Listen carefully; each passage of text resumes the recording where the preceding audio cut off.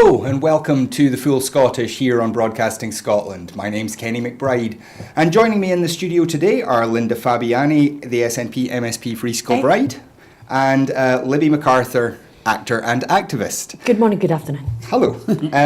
So our first story today is the announcement that the benefits freeze is to be unfrozen. This was something that was widely expected to happen at some point fairly soon anyway, but it does appear to have come at a very convenient time for the Tory party. So what do we think? Is this a legitimate U-turn in policy, or is this just pure electioneering? Well, for me, it's pure electioneering. I mean, I looked into that a wee bit, because it's had a horrendous effect on people, this benefits freeze. I mean, we're getting £300 million, to Scottish people. The amount of mitigation that the Scottish Government has had to do because of this. The amount of cases that I get into my constituency office. So, but actually, April next year was the time that David Cameron, when they put the stuff in place, had said it was to be lifted. And it's only very, very recently that some of our folk in Westminster have been saying, to the ministers down there, is this been lifted? And they wouldn't give an answer. So, yeah, it's electioneering. They've held on to it because they've thought, there's an election coming. Let's hold on to some of these good announcements that they think are good announcements. But I think everybody's going to see through it. Yeah, I hope so. I mean, it's too little too late for sure, Linda. I mean, you think, OK, that's good. Great, it's going to be lifted. So they've said it will be lifted, about time. But, really, I mean, you can't help thinking all the ways that people have suffered. Absolutely. I mean, the amount of homeless people in our streets, that doesn't happen overnight. That happens because of benefit cuts. That happens because of so many different ways that people are supported, have been nipped in the bud, that eventually the big machine that basically tortures the poor spits out people onto the street, But the cuts are everywhere. It's cuts in mental health resources. Absolutely. It's cuts in... So all these cuts have added to our streets being just full of people. We know where to go. But it's like Libby says, it's just been an appalling policy, generally freezing benefits. But there's also the cut in benefits. It's not just been a freeze. It's been a cut all the way through. People have seriously suffered. And if they are seriously philanthropic in their intentions, it wouldn't just be lifting a freeze. It would be re-looking at some of the things that they have already imposed, like the rape clause, for example, like the way they've hammered people with disabilities. It would be an uplift in benefits. It wouldn't just be, of course, let's lift the freeze. It's appalling. Yeah, and there's not enough said about the way that other monies could be saved. The fact that they've gone to a benefit cut in the first place, never mind it being lifted, all the ways that this right-wing government now could have, if they wanted, to put money into the coffers. There's so many ways that money could be found, but to cut benefits, I mean... It's an easy target. It really plays on all that stuff of scroungers and all that, really plays on that kind of... We need to say more about well, they money that's deliberately been do wasted. that, don't they? I mean, the propaganda from the UK government and their allies is all about people screwing benefits. It's a tiny, tiny amount. And they never talk about the guys at the other end of the scale that are screwing the system big style. I remember seeing this wonderful graph once, a kind of statistics graph, and it was a wee tiny circle, and it said, here are the benefit, the people that are fraudulent that on their benefits, and it was a wee tiny circle, and here are the amount of people that are looking into it, and it was a big huge circle, and then it said, here's the circle of people who are looking into the tax evasion, and it was a wee tiny circle, and the people who are avoiding tax was a huge, and it's just so tapsy-turvy, good Scottish word, so tapsy-turvy, But I think Scots are getting wise to it, Yeah. Because there used to be a time where I would get people saying to me quite regularly, oh, so-and-so, they've never worked and they get this and they do this and they get that and they do that. And people seem to have a bit of a downer on folk they perceived were getting something they didn't get. Yeah. But I think it's changed because people are now seeing food banks have become mainstream. There's loads and loads of folk who are contributing to food banks. You see it everywhere. Yeah. People now know somebody, whether it's their neighbours, their friends or whatever, that have hit hard times and had to resort to charity. So I think people are now getting wise to it and saying, oh, here, wait a minute, These people were never scroungers. Sure. Yet they haven't got Also, a bank. also think there's more being said now about your typical, you know, in the Westminster system, your typical politician literally is stupid, ignorant enough to believe that people, you know, they don't believe people are choosing between heating and eating. And that needs to be actually named, that these guys don't know. They literally are stupid enough to think that people are you know, I actually think there are people there who they go, oh, yeah, they're choosing between heating and eating. No, right. they're smoking fags, they're drinking booze, they're, it's a level of complete ignorance to think that's not going on. I think there's a bit of that. But I also think the way that it's gone over the last few years at Westminster, you know, people say, oh, they don't know, they've never had to live it. Actually, I think they don't give a toss. Well, I think they don't care. It's willful neglect. Of course it's willful neglect. So I think it's a mixture. No, I think you're right, Linda. I think you're right. I mean, I think I'm naive enough to know that I was probably in my 20s before I realised people like that actually existed. There was people who go, a big swathe of society lives and dies and struggles in poverty and dies. So what's that got to do with me? I mean, I literally didn't think people like that existed in my early 20s. Well, they do, don't they? But they do, yeah. So in Scotland, the new Scottish Social Security Agency has tried to take a slightly different tack. I mean, obviously it's still very early days, but there's been an attempt to kind of reduce some of the conditionality. There's been a very strong commitment to a more humane system.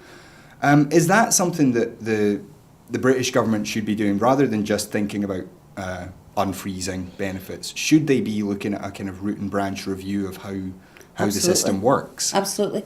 So back to that, if they cared, if they genuinely cared, they would.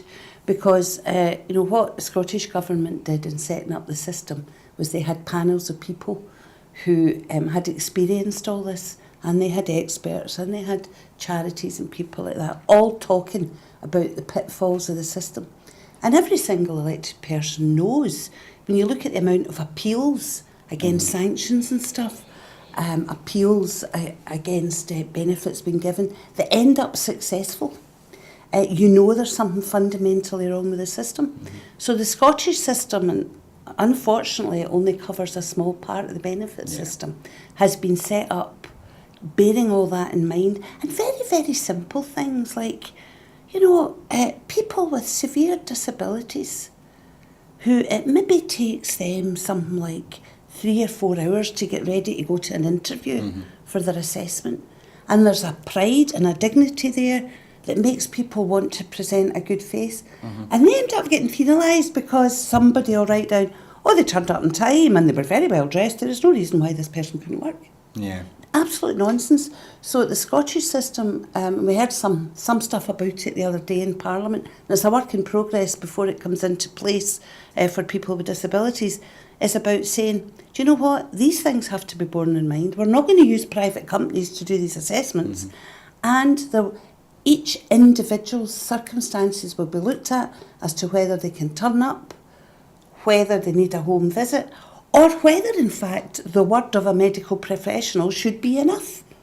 What are we doing saying to somebody who you recognise is never in a million years, going to be able to maintain a full-time, 35, 40-hour week job? What are we doing making them turn up for assessment every couple of years? Yeah. Apart from the social point of view, from an economic point of view, it's a waste of time and resources. So we're absolutely determined to get something in place that's centred around the person and not around saving money, which is, unfortunately, what the current system's about.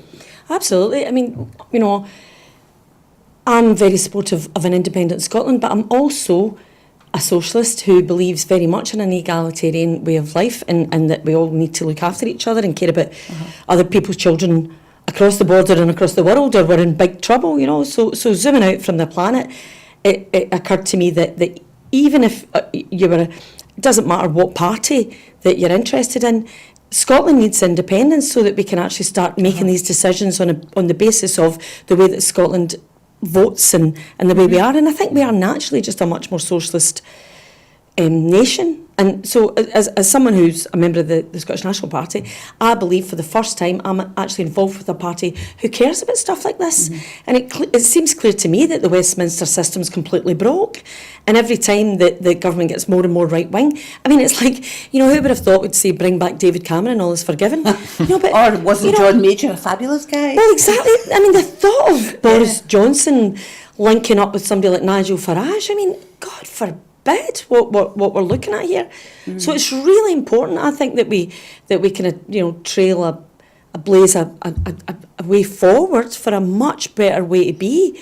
This isn't okay. What's happening? On that note, there is one idea, we've discussed it on the show a few times recently, and it's there are pilots being developed in Scotland of universal basic income as a way to do social security in a much better way. Do you have feelings on that? Well, it works, doesn't it? Supposedly the results are good. Yeah, the results are.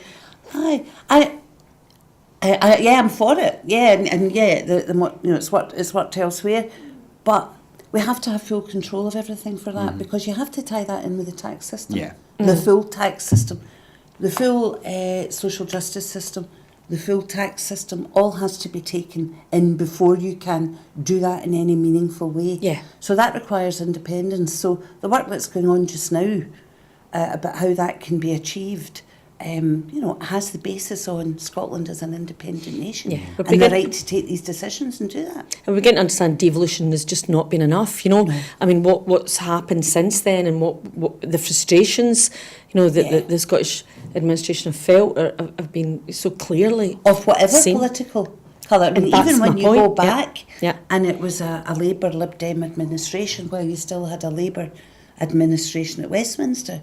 That was when, I think it was Henry McLeish, had all the issues about attendance allowance getting taken away from Scotland's budget because Henry and his government had introduced, free social care. Free personal care. Free personal care, And, so there's always been these frustrations.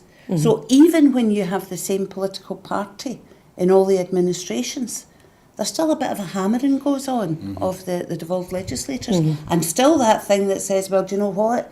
I mean, do what you like, but we're actually in control and we've got the purse strings. Yeah. Well, anyway, moving on a wee bit, we have heard today that Boris Johnson allegedly knew about Vote Leave's illegal overspends. This is a story from The Guardian. Boris Johnson knew of Vote Leave's overspend during the 2016 EU referendum, but appears to have failed to tell the authorities. This is according to claims from Ian Lucas MP, a long-serving Labour MP. He revealed that he had seen correspondence obtained during the parliamentary inquiry into disinformation and democracy, which showed that Johnson's most senior aide Dominic Cummings told the Electoral Commission that the Prime Minister and his cabinet colleague Michael Gove knew of the overspend by the pro-Brexit organisation.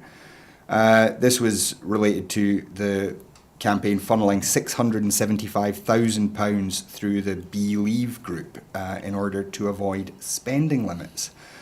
So, obviously, we can't prove this. This is all with allegedlys around it. But it doesn't look good for Boris Johnson, does it? Nothing surprises me about that man. Nothing. I think the man's a complete charlatan. I think he's surrounded by complete charlatans. Nothing surprises me. And my concern is that there's been so much. I mean, I couldn't begin to list the amount of times that, does this mean trouble for Boris Johnson? Boris knew, Boris did this, Boris did that. And nothing ever happens. And it's almost like it's because there's an expectation from everyone that that's the way he is. And there's no surprise that it's not a big deal. And I sometimes think to myself, can you imagine if Nicola Sturgeon, something came out like that about Nicola Sturgeon? It would be everywhere and people would be outraged calling for her head. Can you imagine even a few years ago, even David Cameron's time, if something like that came out about him, it would have been a much bigger deal. It's like we've all become inured to the bad stories. It's a terrible thought, isn't it, Linda? I mean, like you, it beggars belief that anyone would champion him as a leadership position in a leadership leadership position, because so many people, including his own kin and bosses and stuff, are all going, oh, the guy's like, it's almost like sociopathic. He doesn't seem to have a conscience. It's one thing after the other. I suppose we have to answer that question though. Why do people still see him as a viable option for our Prime Minister? I can't finish off my thinking about it. I really would like to know how someone could keep talking about him as an option for change and a way forward. But I suppose we just have to say, right, you know, we can't, the guys, he's convicted, the guys that are convicted that they can do this thing and they will do this thing, we need to just keep our passion up that it's not okay that these guys are in power. Sometimes, Libby and Kenny, it's a wee bit off the subject, but I sometimes wonder when I think of Boris Johnson and I think Rees-Mogg, you know, and the sort of top private school brigade that end up in charge. Mm-hmm. I sometimes wonder if there's an underlying issue about the class system in the UK. Oh, for sure. You know, about whether because somebody has this wonderful education, because they speak with such authority that they've learned through debate in societies and everything else, with this posh accent, they get away with an awful lot more than your punter from Bradford or Glasgow or Yorkshire. Oh, Bradford's so in is Yorkshire, it Newcastle or whatever. Is there something within the psyche in the UK, and I would say England particularly for this, that has a sort of respect for somebody that talks that way and conducts themselves or are blindsided by it? Blindsided by it because it's it really, a very strange but phenomenon. it isn't hard to actually kind of go, right, so that public school boy education type thing is going to, you know, make you crazy. These guys are really dysfunctional. Right, and it's they're like people really think, screwed up individuals. They must be clever because they had that education. So maybe we have Or to look they're- to ourselves to think, Aye, do we they're hear that learned accent and we because think, they talk that way. I do remember Yeah, my it's a first strange time. thing. Do you remember my first time in a taxi in London when I was about 14 and I was meeting my brother, so I was on my own, and the taxi driver started to speak, and I heard what was at that point the voice of Nationwide. Do you remember Nationwide? Just on the telly?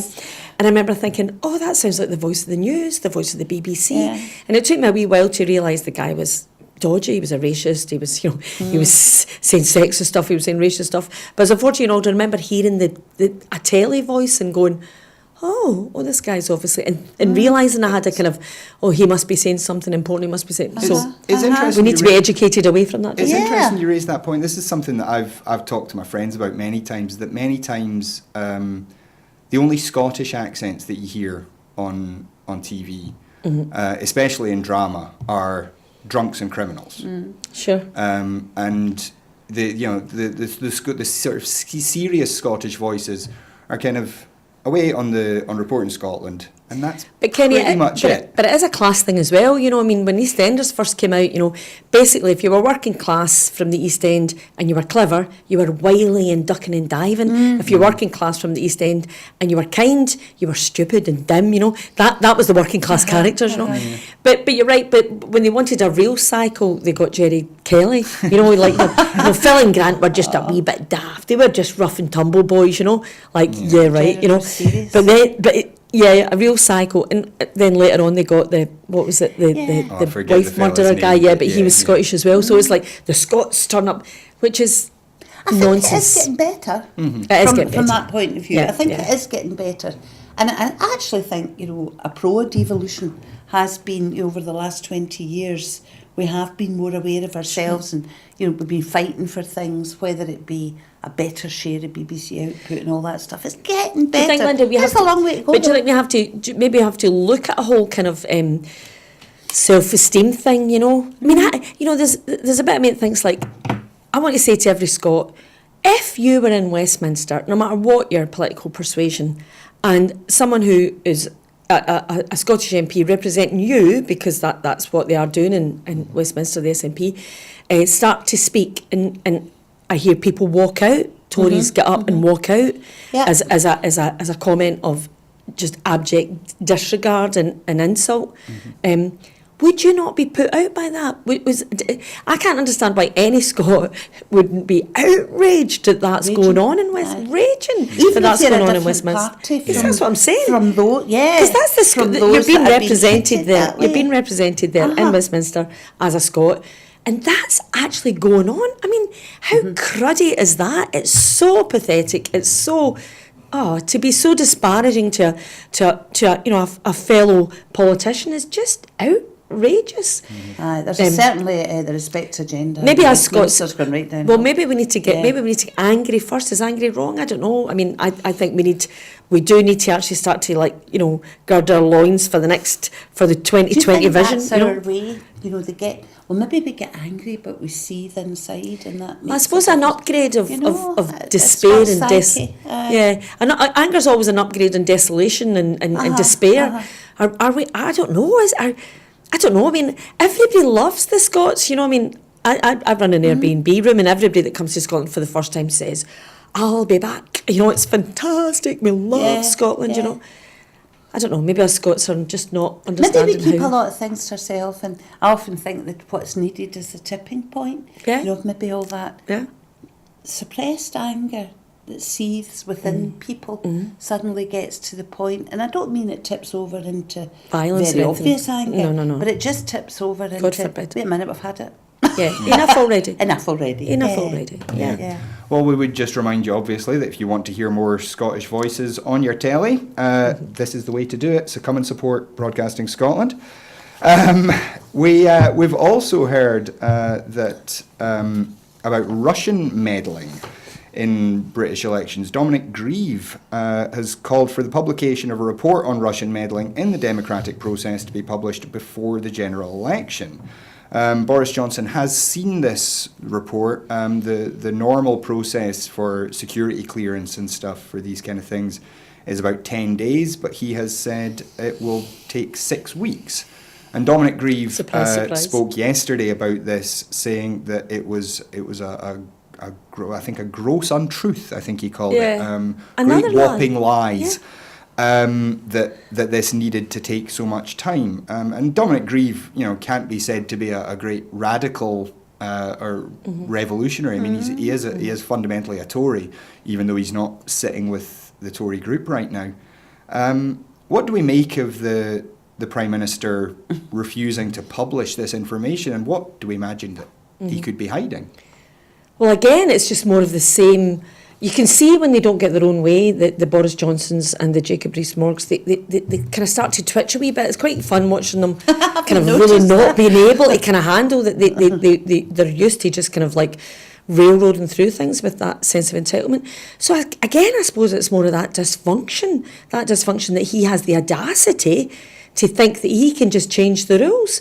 Obviously, there's something to hide here. Obviously, he doesn't want this information to be out before the general election because it probably will make them look as if they're a bunch of dodgy gits. But yeah, so what's going to happen next? Surely just that's enough to kind of go, you 10 days is normal. It's ridiculous to say it's 6 weeks.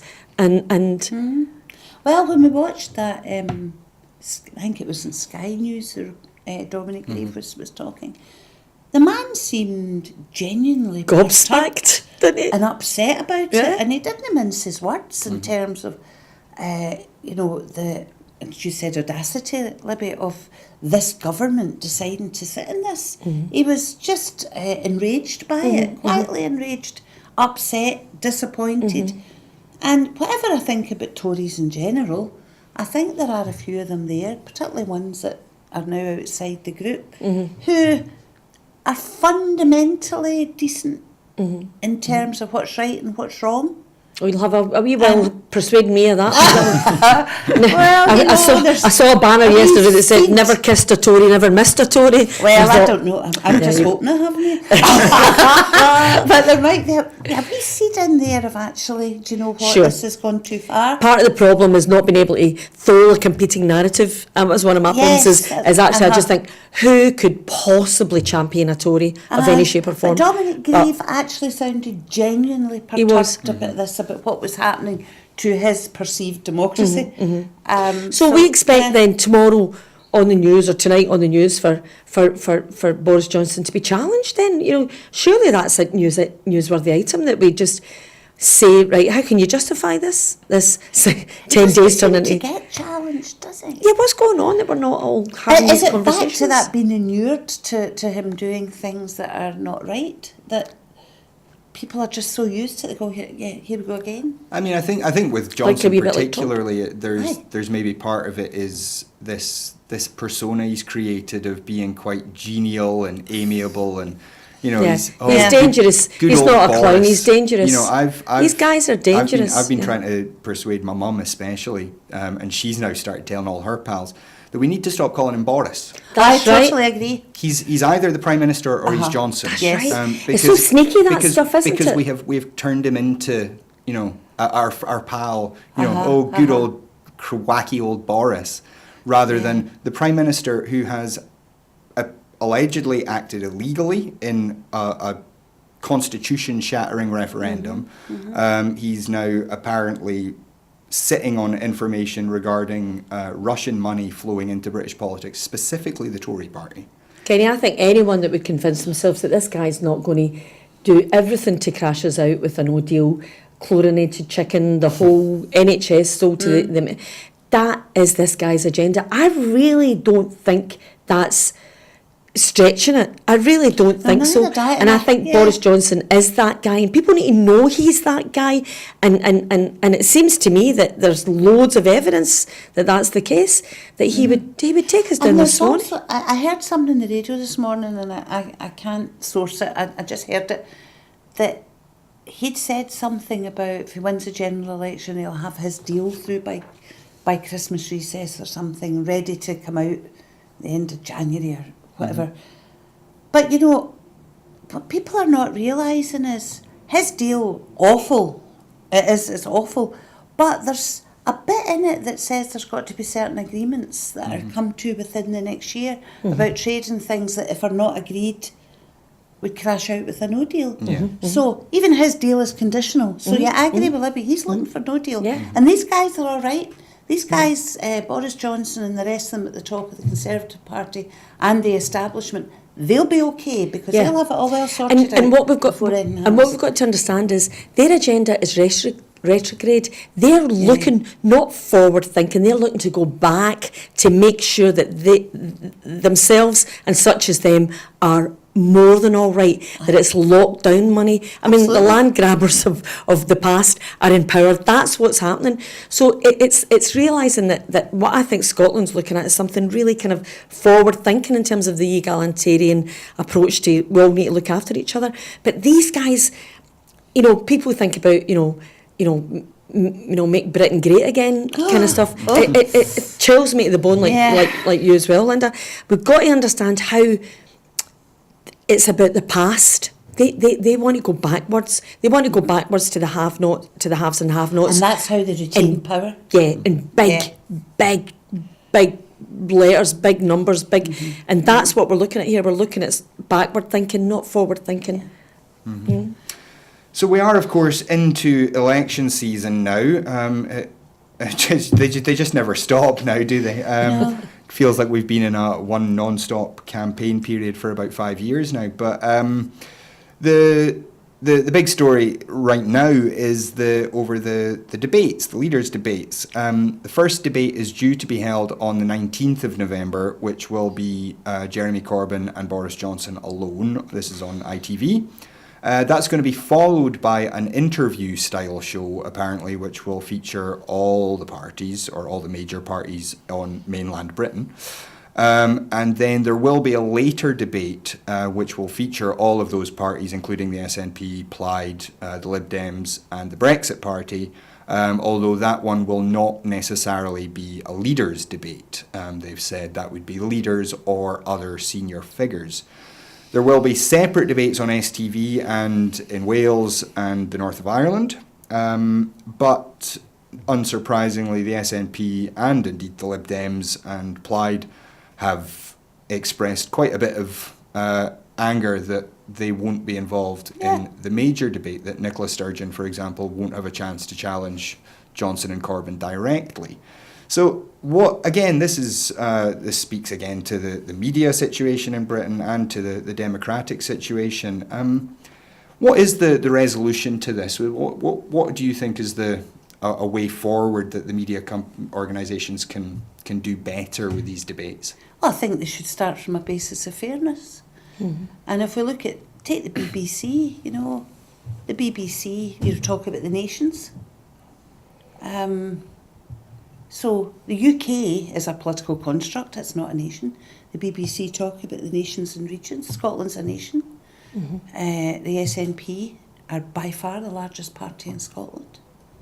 And it's absolutely outrageous. So start from a basis of fairness. Absolutely. Yeah. And I can understand why, I can never understand why people go, oh, not another chance to vote, not another election, not another referendum. I never understand. I always think, it's not great that the people's vote's out there? But no wonder people speak like that if they think it's all rigged and they think it's unfair and they think, well, what's the point? Because people won't get a fair crack of the whip. They won't. I mean, it's clearly outrageous. Also, I just wish Corbyn was better. I wish everybody in England would vote Corbyn. I really, really do. And I just wish he was better, because when I think about him standing up against the slimy, greasy, Boris Johnson, I'm worried for him. I'm hoping that Jeremy Corbyn comes into his own. Absolutely. I'm hoping Jeremy Corbyn comes into his own in terms of campaigning, because he's a campaigner. Yes. But when we think of that First Leaders debate and the unfairness of it, because they'll be talking about the health service, they'll be talking about education, they'll be talking about all these things, and there'll be people sitting in Scotland getting angry because they're like, there's nothing to do with our health service apart from, some of the funding of it through the Barnett formula. What is their justification? But there'll be other people sitting there going, that's right. And I know that in my inbox the next day, in the next couple of days, I'll get things from people going, I'm really concerned about this, I've heard this, I've heard that, and I have to go back and say, no, that's not the case in Scotland. And I think that's absolutely outrageous. It's a real democratic deficit. Do you know what the answer was to Nicola when she said it's outrageous that the Scottish National Party are not allowed to speak at the leaders? But the answer is always, you're not a UK-wide party. Right? But they let blooming UKIP on, and they'll be letting the Brexit Party on, who are tiny in comparison. There's only one Brexit Party rep in Scotland, and that's in the European Parliament. They'll be all over the place, and there'll be all this talk about Farage and Johnson. I know. And it really makes me angry. See that seething anger I was talking about? That could come out. I'll tell you, every time he gets a platform, you're like... And there's always, I think people in the north of Ireland are even worse served than we are. They have an entirely different set of parties. At least we do have the opportunity, if we're that way inclined, to vote Labour or Tory or Lib Dem. The vast majority of people in the north of Ireland don't have that opportunity, and they are just, we'd never even talk about them. It's awful what's happening in Northern Ireland at the moment in terms of their assembly sitting, the anger of people there, the anger of some of the representatives. I meet them quite a lot, and it's just they're really letting people down, and folk are truly disillusioned there. And you're right, general election for the UK, how does that touch people in the north of Ireland? It really must get to them something awful. And then there's this question of, they'll argue, for example, that Nicola Sturgeon isn't ever going to be Prime Minister, so she isn't in the prime ministerial debate between Corbyn and Johnson. But at the same time, the SNP are significantly leading in the polls in Scotland right now. There's every chance that the SNP could win a very large number of seats, could have a profound impact on the overall set up in Parliament, and at the same time we're getting, if you're in Scottish, it's not like you get the Scottish the debate involving Nicola Sturgeon instead of the one involving Johnson and Corbyn. It's as well as, so they get more time in prime time with all the attention of all the media on them to give their pitch, whereas Sturgeon is off to the side. And the people of England don't really get to hear what's involved. Yes. Don't know don't And get they to really hear don't. what the SNP is actually standing for. Yeah. And I think that poses a problem, especially if the SNP were to be in a position of holding the balance of power. The people of England don't know what the SNP stands for and are only hearing often a very biased narrative from the English-based media. Is there a way around that, or is it just another one where the answer is, well, we need to be independent? Well, we just have to keep talking. I mean, as a natural unionist myself, you kind of think, my idea is for us to work together. Yeah. The point about what's happening just now is Scotland has such a terrible setup. This doesn't work for us, this union, And then you look at what happens at Westminster with these guys and how it's a hard right-wing Tory government we've got just now, something Scotland would never have voted for. So for me, I think, we just need to keep talking about our natural, partners are England, our natural partners are Ireland, our natural partners are Wales, but in a different setup where we've got self-determination, where we've got the choices to make about all the things that really matter to us, I think everybody's. I mean, most of my friends and family that are in England are supporting Scottish independence. Do you know what I mean? All my friends and family in England are all going, Scotland needs to have its independence because that's the way forward. See, that question of what could they do to make that fairer, because people in England generally don't realise, and sometimes when you sit and talk to folks in England, is that right? I didn't know that. Yeah. How about a disclaimer at the start? If they're determined just to have the two head-to-heads with Johnson and Corbyn, how about a disclaimer right at the start of the programme and right at the end of the programme that says viewers in Scotland, Wales and North of Ireland should note that health service, education, whatever, discussed in this doesn't refer to them. And then have a programme on afterwards with Nicola and somebody from Wales and whatever, discussing what's been said and how that then relates to the respective legislators elsewhere in the UK. There's a start to look at doing something fair, because I just know that my inbox is going to be full of concerned people that have heard things about their health service, about it's education. Like a great line I heard yesterday at the rally was, decisions made about us should never be made without us. You just wanted that. I thought, that's a great line. Put that up somewhere. Because that disclaimer of Scotland is not in these conversations in the way that you might and think. And Boris Johnson has quite happily just batted away any questions at all to do with Scotland's democracy or autonomy or anything. I mean, we don't matter to him. It's quite extraordinary when you see the eyes going up when anybody speaks from Westminster. See if Scotland means so little to you people. What the heck are you trying to hold on to? Of course. How are you not just saying away you go? But we know the answer to that. But I wish everybody would waken up to the answer to that. I think the Financial Times actually ended up writing an article, I can't remember exactly when, but it was just after 2014. I had all these yes-no dinner parties, and quite often the people I would invite along that were no voters always talked about money as if Scotland was kind of cap in hand, kind of going, oh, poor wee.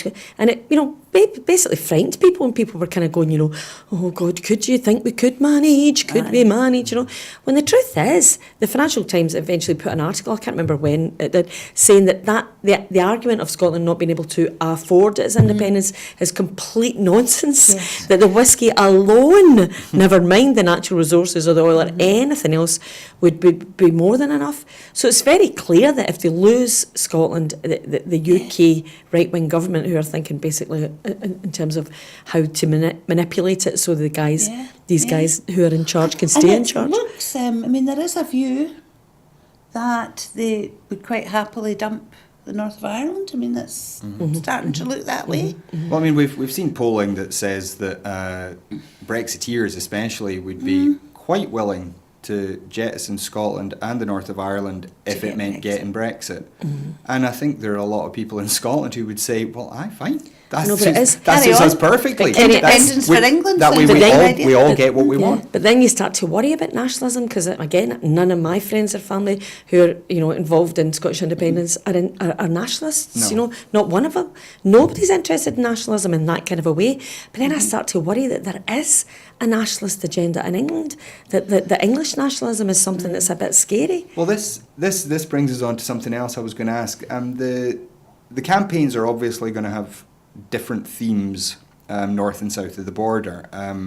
Up here, a big part of the conversation is going to be about independence and a new referendum happening very soon. Whereas in England, the debate seems fairly likely to be overwhelmed by Brexit. And how do you think that will play out, both in the media and on the doorsteps? I mean, have you been out campaigning yet, Linda? A wee bit. Well, we never stop campaigning, but it's up a gear because of the election. And certainly the canvassing that we've been doing over the last few months in East Kilbride, my own patch, because we had a council by-election, so that meant we were, we'd upped it for that. We were quite astounded at the number of people we were getting every night in the doors who were saying, no, I don't have a problem with independence, that's fine. People who had said that they had changed their minds since 2014. We got a few folk who hadn't changed their mind, but we got loads who had. And I didn't come across anybody who had gone from yes to no, but a couple of my colleagues did. In East Kilbride again at that by-election, and it was about fear. And I think the whole Brexit thing has made people frightened. Change is difficult. And when you're in this situation with Brexit, people are really quite scared of what that means. So there's a few folk, and it was largely the older generation who were a wee bit scared of going that further step. So what we have to do in this election is make people realise that an independent Scotland, as well as being perfectly viable, is friends with the rest of the world. We've great friends in Europe. Absolutely. We're a natural European nation. When you look at our history, before the Act of Union, we looked out to the Nordic nations and to other parts of Europe. And we've got great friendships there. And some of the rhetoric that has come from other members of the European Union in terms of Scotland will be welcome is great to hear. So it's about giving people reassurance. I think the response... And remember the vote against Brexit we had. It was overwhelming. It was devastating. Yeah. And it is. It's with trepidation we look at next year, because you think, gosh, really, what is it we need to do to convince people? What is it we need to be saying, to be sharing in order? And part of me thinks we actually do have to find out, because I really can't understand. Talking about ignorance earlier on, I really can't understand why anyone wouldn't think it's a good idea for Scotland to be independent. Because in a way, then you can decide if you want your Labour government to be strong in Scotland, if you want your Tory government to be strong in Scotland, if you want, at least you know that you're going to have a response. But Linda, in terms of response, I think the whole world would love for Scotland to gain its independence. Yes. I really do, I remember during the last referendum, always things stick with you. There's wee things stick with you. And I remember a fairly young guy at I went to this event again in East Kilbride, and it was very hostile to me. I was getting a really, really hard time. And this young man got up at the end, and I thought he was going to have a go at me again. And he turned round to the room and he said, I've been listening to this, and, Scotland would be the only country in the world that would ever be offered its independence. And said no. He said, imagine waking up the next morning, what a riddy. And I just thought that summed it up for me. Good. I thought, bless you, young man. That just says exactly as it is. What a riddy. I had a strange moment in 2014 which kind of summed up things for me. I was in buying my champagne, expecting everybody to turn up at the house. You haven't uncorked it yet, I hope? No, it was put back in the fridge by 3 o'clock in the morning. It was back in the fridge. But So I was trolling along, and this lovely wee old lady, maybe in her 80s, came up and we red coat, and she went, "Oh, is that for tonight?" And I said, "Yeah." And she went, "I hope you win. I hope the yes get the vote." And I said, "Oh, me too. This is my champagne for the moment." And she went, "Yeah, that's lovely. Well, good luck. I'll be voting no." Oh no, did she? And I went, Wow. "Hey, what do you mean good luck? I hope yes win, but you'll be voting no." And she went, "Oh no, pet, I'm old." I said, "What? Sorry, what's that got to do with it?" And she said, "This is my last time to acknowledge the war and the British Empire." And I said, "Gosh, you feel you really need to kind of nod respect to that?" And she went, "Oh yes, pet." She said, "Yes, it's for the young ones, it's for the future, but I need to acknowledge all the times that I had where, you know, I was there, I was, you know, fighting goodness. Britain." That's And really it was interesting. really hard to call her names after that, Well, you know. yeah. I was like, "Oh, but you know," and I said, "You know what, see when I leave it," like, we talked for a wee bit, and then I said to her, "Do you know what I would love to think? I'd love to think when you're faced with the paper, ultimately, nobody will know, that you'll maybe think about Yeah. the future and the wee ones and the, you know," and I said, "But, you know, God bless and good luck," and, you know. Well, maybe she but did. Maybe she did. Maybe she did. That's But it was but she reminded me of that time when you open up the newspaper. I mean, there was at one point when I opened up the newspaper at the TV page, and it was like a joke. It was like the war, the royal family, the British Bake Off, the British this, the British that. The, you know, you know, you just think, God, the whole of the TV is talking about what that wee old lady was into. You know, was anyway. We're up against a lot, but I have to keep talking. Yeah. Yeah. So we are just going to cover one international story very quickly. This is something we've been following for the last few weeks now. And this is on the impeachment of Donald Trump. The Congress, the House of Representatives rather, voted the other day on how the process would proceed. But just yesterday, the US Department of Justice released 500 pages of interview summaries and emails related to Special Counsel Robert Mueller's report detailing Russian meddling in the 2016 election. The documents include email correspondence between Steve Bannon and Jared Kushner, who's Trump's son-in-law, and about a proposal to obtain and analyse emails belonging to Hillary Clinton. As they began to mine the documents, BuzzFeed, who did this report, cited an April 2018 interview in which Gates told investigators that after the campaign learned that the DNC had been hacked, the then campaign chair Paul Manafort pushed the theory that Ukraine, not Russia, had orchestrated the attack. And this then, of course, flows into this conspiracy theory that the attack was really by Ukraine. And of course, now we're looking at Trump having tried to pressure Ukraine into actively investigating Joe Biden and his son Hunter, who's involved in an energy company in Ukraine. It's another very messy part of this process. I don't know how closely either of you have been following this case. Well, is there not a phone call that's actually been recorded where we can prove that Trump actually did make that call? There is that, but it does seem like there might be a bit more depth to how long this particular relationship has gone on. Can't help think the Russians are all like that. Oh, You know, we just take these numpties, Boris Johnson and Donald Trump, and their pushovers, really, because of their arrogance, you know. Because this is a friend of, an avowed friend of the UK Prime Minister Boris Johnson, who's facing impeachment, who just the other day came out and had a go at Jeremy Corbyn. Cheek him having a go at yeah, Andy. that's not allowed. You know, and But to involve himself in British politics, I mean, that gives him. pals with Boris Johnson. And You can just see them, the two of them in Vladimir, up in a shooting lodge up in the lovely it's Highlands of like Scotland, that. like that, going. Do you know? And you think again, this Teflon-coated Prime Minister of the UK.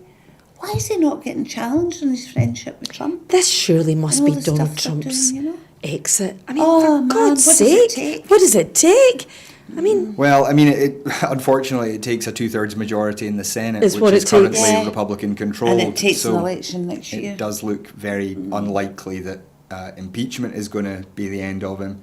As you say, there is an election next year, so it's going to Which be is probably going to worrying be you. up to the It worries Democrats. me, that election, because what we hear on this side of the Atlantic is that, you know, the commentators, the political commentators, the folk that get airplay. What we don't hear are the voices of Middle America. No. And the folks who, I mean, they've been getting a hard time. Sure. And Donald Trump's our collective shadow. He's not just, he's about the West, he's not just about America. I worry about the election next year.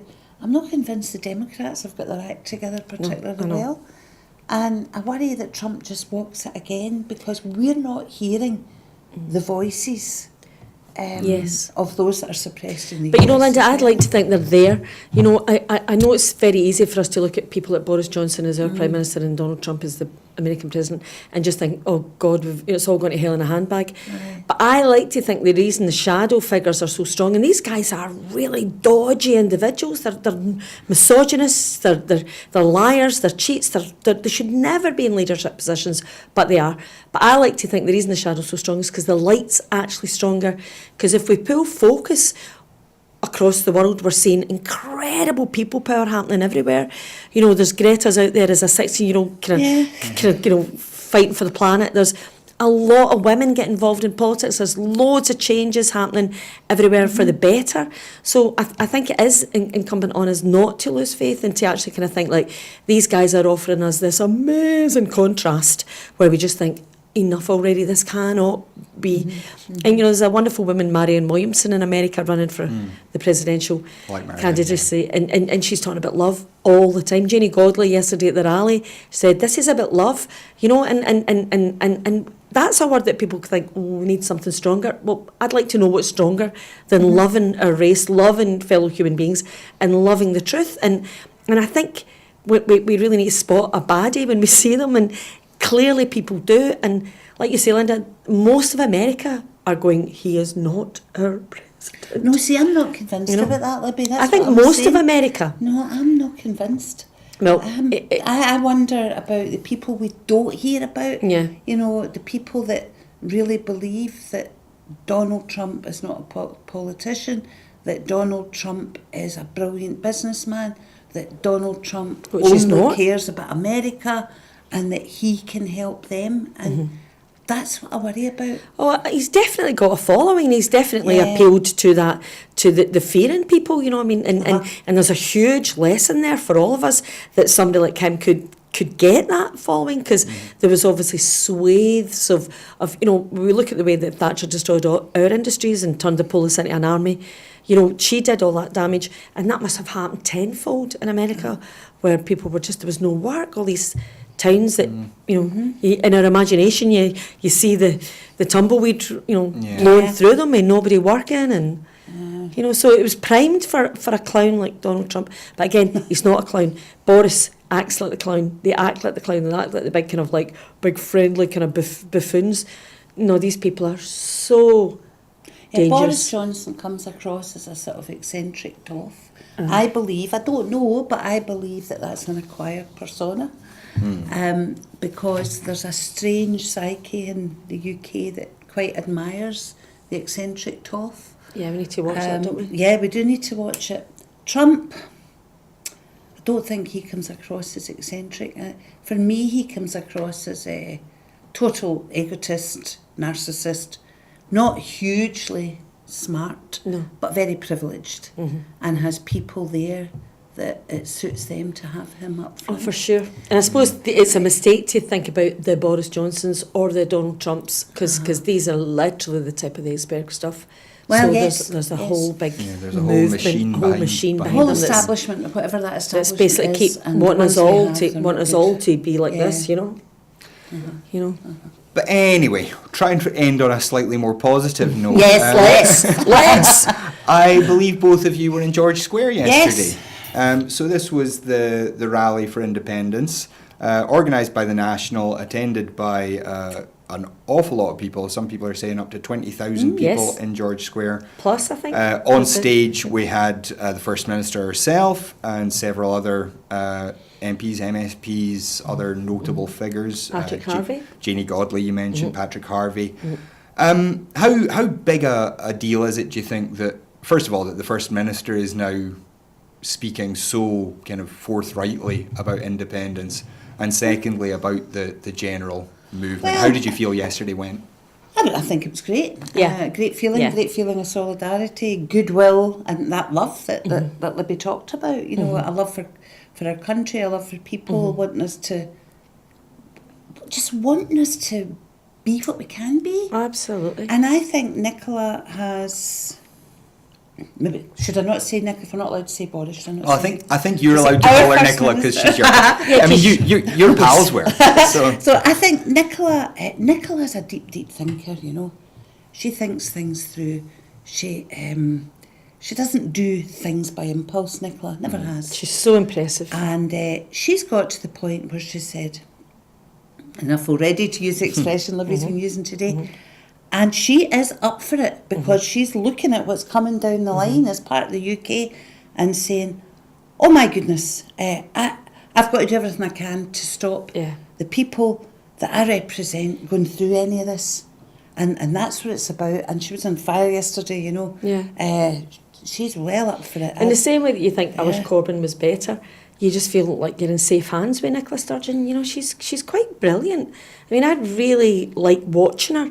I really like hearing her talk. You know? I mean, I was frustrated yesterday at the idea of folk using the mic wrong and popping, and I was going, and you have to speak up, and the sound wasn't great, and folk really had to lift their voices, and it was like a wee bubble where you thought you could be heard, and you're like, there's 20,000 people here.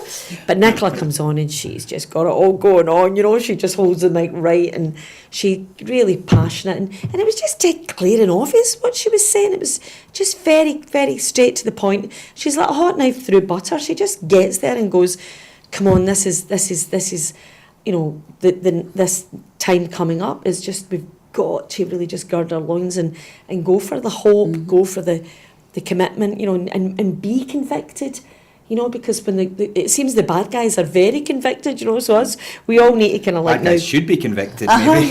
Maybe should be, but we need to get on. You know, and Nicola's passion is true passion. Yeah. I mean, Nicola has focused and lived this. That's right. Since she was a young lassie. Yeah, that's why it You know, and feels she's so getting good. on a bit, you know. She still looks Don't let so her hear young you say that. sometimes. She still looks so young sometimes. Sure. And so she lives it, she breathes it. She means every single And word. she- That's what comes through. That Yeah, and absolute she was there conviction. at 16. There was a lot of talk yesterday of folk who weren't natural independent supporters, but have came to that feeling, came to that belief, and that was a nice chat. That people are kind of going, you know, this seems now like the only way forward for all of us is to. So maybe we're reaching that tipping point we talked about. It'd be earlier, lovely, yeah. Where we just tip over into yes, it's natural. It's the natural. only way to go. Absolutely. And we're not going to have a riddy the next month. Well, that does seem like a positive note to end on. So thank you, Linda. Thank you, Libby, both for Kenny. joining Thank you, us. Linda. And for those of you at home, thank you for joining us as well. As you know, we will always keep shows free to air here on Broadcasting Scotland, but it does cost money to make them. We have a package up from the rally yesterday on our channel. You can go and look at that, but in order to make packages like that, in order to do things like our conference coverage, all the things that Broadcasting Scotland wants to do and can do, we can only do with your support. So do please, if you can afford it, go to broadcastingscotland.scot/register, sign up as a supporter. Your £5 a month makes all the difference to what we can do here. But that is all we've got time for today. So again, thank you to Linda Fabiani MSP, Libby McArthur, actor and activist, and thank you to you for joining us. We'll be back again tomorrow with Scotland at 7 and all through the week, and somebody will be back here next Sunday for the full Scottish again. So thanks for joining us. Cheerio.